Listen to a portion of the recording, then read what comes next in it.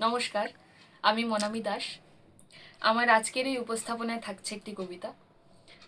আমরা সবাই জানি যে গত 23শে জানুয়ারি আমাদের প্রিয় নেতাজির জন্মদিন ছিল। সেই উপলক্ষে আমি একটি কবিতা লিখেছিলাম। আজ আপনাদের সামনে সেটাই পাঠ করে শোনাচ্ছি।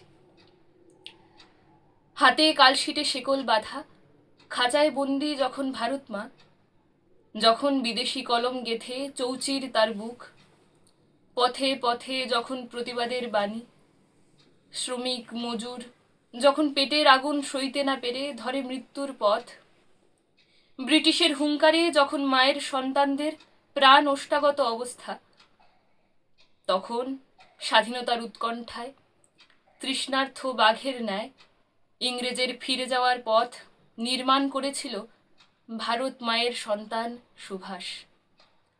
হাজারো প্রতিবাদী সমাবেশের ভিড়ে তার দৃঢ় স্বাধীন চিত্ত মূর্তি দেখেছ নিশ্চয়ই। অন্ধকার কারাগার ভেদ করে আসা অমীয় কণ্ঠে তার কঠিন অমৃত স্লোগান শুনেছ নিশ্চয়ই। সে আজও বেঁচে আছে চোখ রাঙিয়ে ভারত মায়ের সীমান্তে। সে আজও বেঁচে আছে অপ্রতিরুদ্ধ হুঙ্কার তুলে সৈনিক সকলের আত্মপ্রান্তে। তার বেঁচে থাকা অর্থাৎ মায়ের শান্ত হৃদয়ে ভারতবাসী বেঁচে থাকা।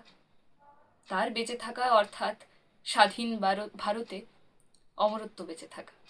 ধন্যবাদ।